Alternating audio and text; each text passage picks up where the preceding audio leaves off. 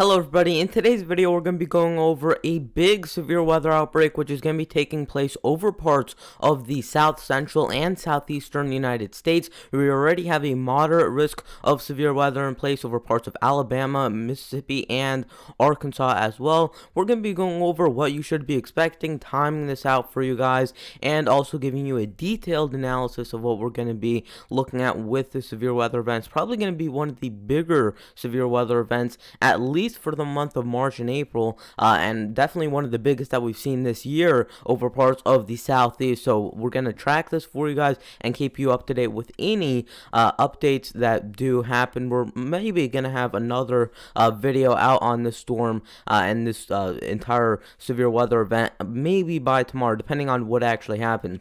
If you have any questions, if you want me to give you a forecast for your area, just leave a comment down below and I'll respond to you guys as quickly as I can. So here's what the current National Weather Service page looks like. We have frost advisories and freeze warnings in effect for parts of Northern California, and we also have some winter weather advisories in effect for parts of Montana, Wyoming, and Nebraska, with some more winter weather advisories, winter storm warnings, and winter storm watches in effect for parts of the panhandles of Texas and Oklahoma, as well as southwestern Kansas, southeastern Colorado, and northern New Mexico. We have red flag warnings and high wind warnings in effect for parts of southern New Mexico and western Texas, as well as a few wind advisories also in effect for parts of New Mexico.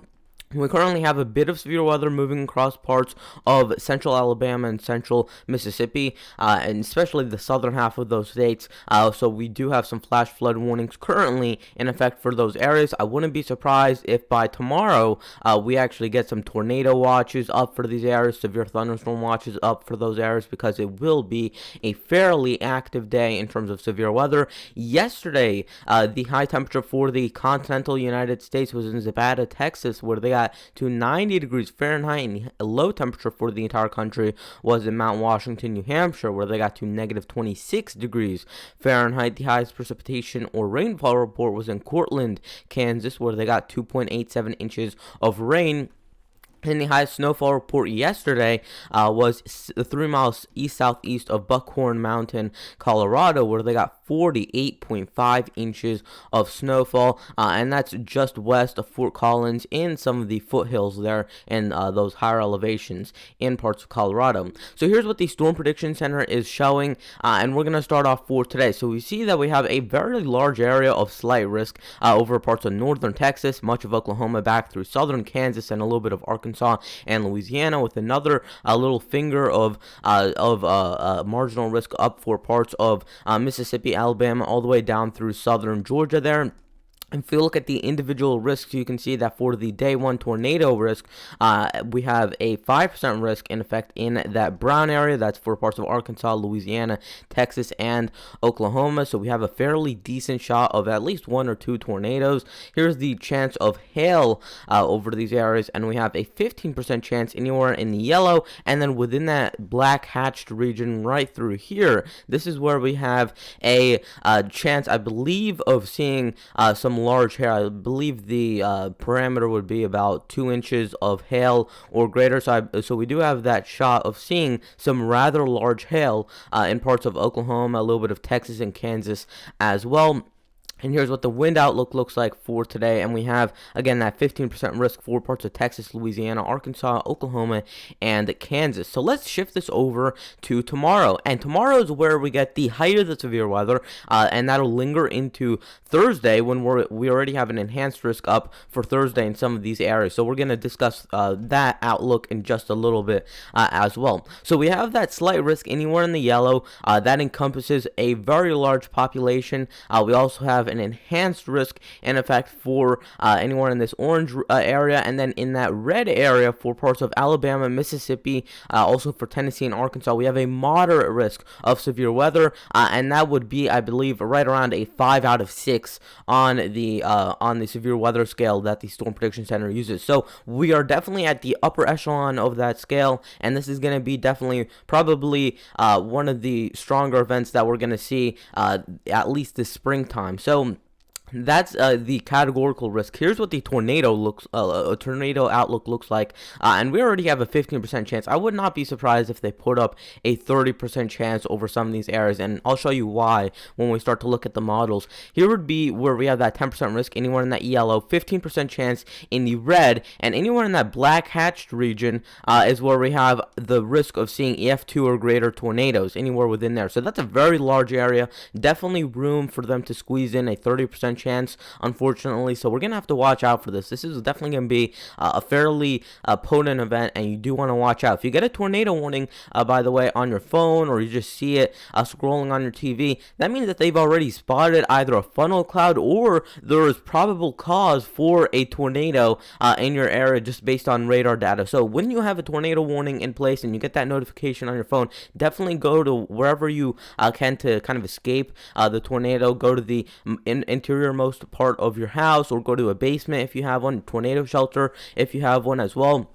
Anywhere that would kind of get you away from all the windows and get you away from the tornado if you are under a tornado warning. So hopefully everybody does stay safe tomorrow with all this tornado activity. Here's your hail outlook, and we also have a 30% chance of hail in that red area with a hatched area for, again, I believe about 2 inches, 2-inch hail diameter potentially in some of those areas. Now here's the wind outlook, and we have a 30% chance of wind damage in these areas. Again, a fairly high chance all throughout that area in the southeast.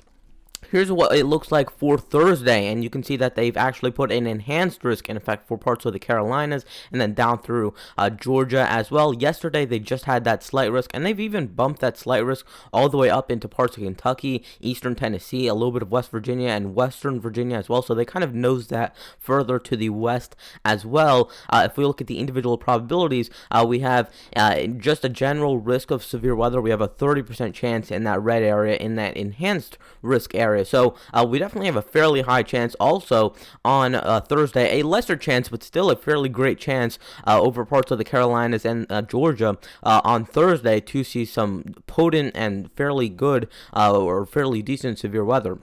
Here's what the models are showing. So we're going to use the regional Canadian model, and just to show you what the forecasted radar is going to look like. This would be by tomorrow morning. So we're dealing with that low pressure out through Oklahoma right there. We're dealing with a line of storms right through here. We're going to also have some pop-up storms back through into Alabama, Mississippi, and some of the surrounding areas ahead of that storm. So I think the bigger threat is mainly going to be, again, through here because of the increased tornado risk. So if there were to be any area that they would kind of upgrade in terms of the risk, it would definitely be that area right there. So if we look at the, again, forecasted radar, this would be later in the morning.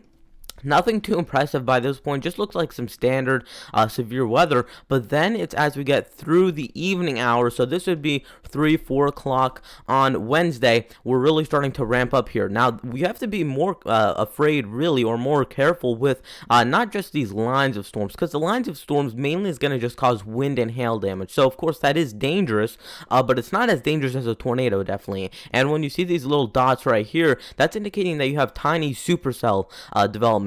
And supercells are the type of storms that create tornadoes. You really don't see too many tornadoes when you're dealing with a kind of straight line of storms heading eastward. That's mostly a wind event. But the problem is that we're seeing these kind of little dots of heavy rainfall indicating supercell activity, and that's what's really worrying me with tomorrow's event, because we could be dealing with tornadoes embedded within those tiny supercell clusters. So wherever that does set up, and again, we're going to have to track the radar tomorrow, make sure that you are keeping your eye on the radar just to see where these storms are moving around. I know I will personally, but you do want to watch out for that. That's the type of storm that you really want to watch out for the most. So this would be by Wednesday night. We're starting to see fairly good thunderstorm development over parts of northern Georgia, northern Alabama, back through Mississippi as well. You can see that we start to get a little bit more of a line of storms to develop as it heads further to the east. So we're really wrapping up the supercell development that was going on through the day on Wednesday.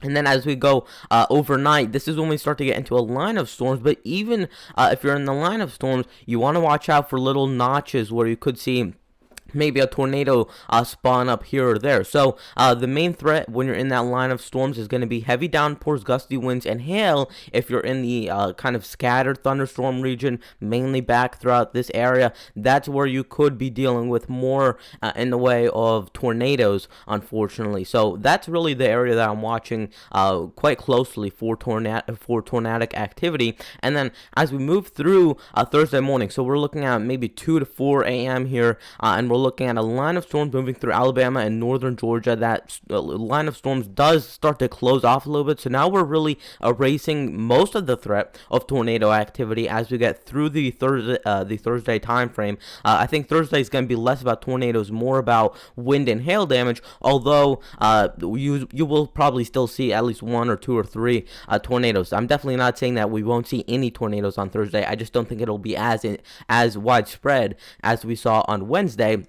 And then through Thursday, that line of storms does break up a little bit, but you're still dealing with a fairly potent line of storms moving through South Carolina, Georgia. We're going to have to see how far north that does get. It starts to move into eastern North Carolina, according to this model. There's a lot of discrepancy on weather areas in northern North Carolina and parts of Virginia as well. We'll actually get into the severe weather depending on how far north that line of storms does get. So that's also something that I'm watching closely.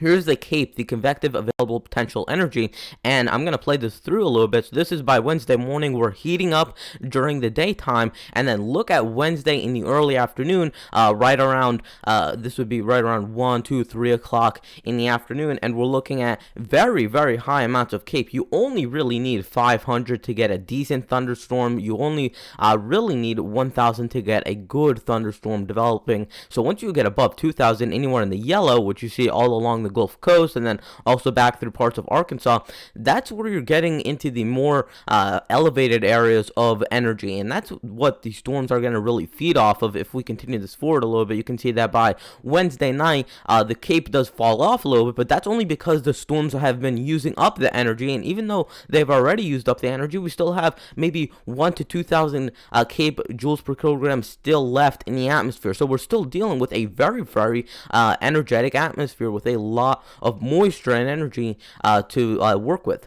Then here we look at the tornado parameter, and this is also very very worrying. Here's where this is really where you don't want to see, what you really don't want to see on a map, is this high level of STP, which is the significant tornado parameter. Once you get into the blue, which is that the tornado parameter is above a 1, that means that there's probable chance of a tornado. Once you get into the 2, 3, 4, this is when your chances really go much higher. So this is just saying that there's the environment for a tornado. It does not mean that every single area within that blue or the yellow is going to be seeing a tornado. It just means that there's a higher chance and a probability that these areas will deal with some sort of tornadic activity, unfortunately. If we look at the supercell composite, this is again very, very worrisome because supercells are what spawn tornadoes. They are the type of storms that are going to be associated with tornadoes, and we have values over 12 here. So the SCP, or the supercell composite parameter, is very, very high, especially over Mississippi, Alabama, and if I were to continue this forward, you would see that head into parts of Georgia, South Carolina, and North Carolina as well. So that is, of course, very, very worrisome. And if we look at the max hail size, and this is just the very high resolution model plotting out where hail would have been indicated, and you can see that we have scattered areas over parts of northern Alabama, Mississippi, a little bit of Arkansas, Louisiana, and Texas as well. We see some for parts of North Carolina and South Carolina as well, mainly under an inch, but of course you could see 1 to 2 inch hail in some of these areas that definitely could cause some hail damage, unfortunately. Here's what the maximum lightning looks like. So this is the maximum lightning density, how much lightning strikes you would actually see within this forecast time period, and we're looking at a very high amount, over 50 in a lot of these areas, and you can see the little streaks are the little thunderstorm paths that are moving through. So that's why you see all those streaks. So if you get stuck stuck within that area where you could be dealing with thunderstorms, you're really going to get hit hard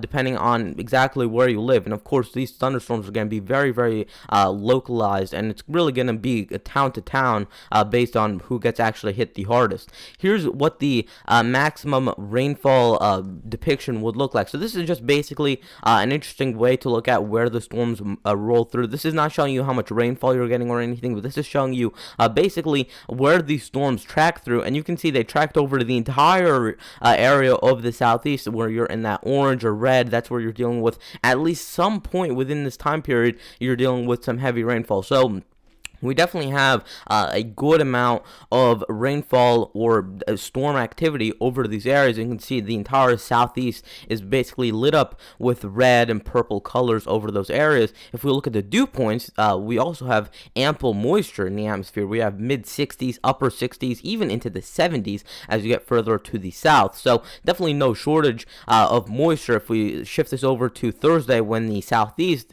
especially parts of the Carolinas and Georgia, will get involved in some of the severe weather, we also have dew points above 60. 60 is usually used as the threshold. You can see dew points in the near the mid and upper 50s and still see severe weather, but you really want to be above 60. And when you're above 65, it's definitely you have some ample moisture in the atmosphere, and it's definitely enough to spawn up some severe weather. Here's what the precipitable water looks like if you were to squeeze all the moisture out of the atmosphere at once. Here's how much rainfall you would actually end up with, and you can see that once you get above once you get above 1 inch of precipitable water, that's where you're dealing with a fairly a moist atmosphere, humid atmosphere, and that's what's going to really fuel these storms. And you can see that all throughout parts of the southeast, we have ample moisture in place. So we really have no shortage of moisture with this event. And also no shortage of warm air. We're dealing with temperatures into the upper 70s, mid 70s, even some 80s over some of these areas that are going to be hit hard with these storms. So really, we have warm temperatures, moist atmosphere, and a very, very energy-filled atmosphere as well. So we really have the perfect scenario for some sort of severe weather event. If we look at the temperatures on Thursday, so that would be for Wednesday. Here's for Thursday. We're dealing with upper 70s all through the eastern Carolinas, back through southern and central Georgia as well. So definitely it's warm enough to support some thunderstorms. You really only need temperatures above 65, and we're maybe 10-15 degrees above that threshold over those areas. So this is definitely going to be an interesting event to track. I know I'm going to be tracking this, especially on the radars, and just personally looking at the radar, checking up on it, and just seeing how this severe weather event does play out. The main threat is going to be Wednesday after lunchtime. So after about noon on Wednesday, that's when we're really going to go into the worst of the severe weather, because you've already had all the daytime heating and the storm is starting to approach as well. Overnight is when it starts to head into areas like eastern Alabama, Georgia, South Carolina, and then into Thursday morning, that's when the rest of South Carolina, the rest of North Carolina, into Virginia, some of those areas like Kentucky, Tennessee, West Virginia, that's when those areas start to get in on some of the severe weather as that storm starts to pull away further to the north and to the east. So that is going to wrap it up for today's video. If you have any questions or you want a forecast for your specific location, leave a comment down below, and I'll see you guys in the next video. Goodbye.